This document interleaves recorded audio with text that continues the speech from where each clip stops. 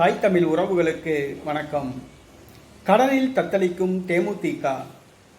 கடனில் தத்தளிக்கும் தேமுதிக என்ற தலைப்பில் இந்த காணொளியை நாம் காண்கின்றோம். விஜயகாந்த் 2005ஆம் ஆண்டு கட்சியை ஆரம்பித்தார். அவர் 2 முறை தமிழக சட்டசபை உறுப்பினராக தேர்வு செய்யப்பட்டார். ஒரு முறை எதிர்க்கட்சி தலைவராக இருந்தார். 2011ஆம் ஆண்டு நடைபெற்ற தமிழக சட்டப்பேரவை தேர்தலில் தேமுதிக 29 எம்எல்ஏக்கள் வெற்றி பெற்றனர். ஆனால் தேமுதிக கட்சி செலவுக்காக விஜயகாந்த் கடன் பெற்றதாக கூறப்படுகிறது. அந்த கடன் பெரும் தொகையாக இருந்ததாக கூறப்படுகிறது. அந்த கடனை எவ்வாறு அடைப்பது என்று பிரேமலதா தவித்ததாக கூறப்படுகிறது. தேமுதிகவின் மேல் விஜயகாந்த் கடன் வாங்கி வைத்து சென்று விட்டதாகவும் அதனை அடைக்க சிரமப்படுவதாகவும் பிரேமலதா புலம்பியதாக கூறப்பட்டது. தற்பொழுது தேமுதிக அதிமுகவுடன் கூட்டணி அமைத்து தேர்தலை சந்தித்தது. தேர்தல் செலவுக்காக தேமுதிக நிதி பெற்றதாக கூறப்படுகிறது. அந்த நிதியின் ஒரு பகுதியை எடுத்து தேமுதிக பெயரில் வாங்கப்பட்ட கடனின் பெரிய தொகையை அடைத்து விட்டதாக கூறப்படுகிறது.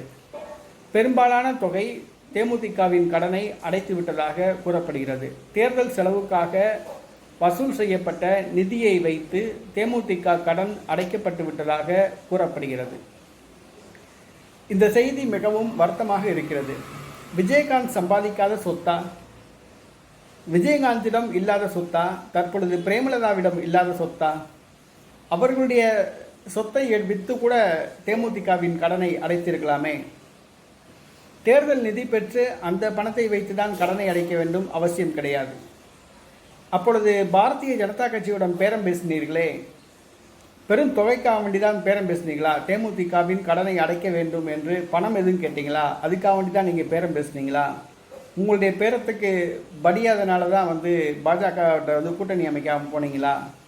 இப்போ அதிமுக 5 சீட் வாங்கி தேர்தலை சந்திக்கிறீங்கல்ல, அதிமுக எதுவும் தேர்தல் நிதி தேர்தல் செலவுக்குன்னு சொல்லி காசு வாங்கிட்டு அந்த காசை வாங்கி தேமுதிக கடனை அடைச்சிங்களா? இது ஒரு கேள்வி எழுகிறது. விஜயகாந்த் சம்பாதிக்காத பணமா சொத்தா? அவர் சொத்துல ஒரு பகுதியை விற்று கூட தேமுதிக கடனை அடைச்சிருக்கலாம்ல. அதை விட்டுவிட்டு ஏன் தேர்தல் நிதி வாங்கி தொண்டர்கள்ட்ட பணம் வாங்கி வசூல் பண்ணி ஏன் நீங்கள் தேமுதிக கடனை அடைச்சிங்க? தேமுதிக வச்சு நீங்கள் தானே பயனடைய போகிறீங்க.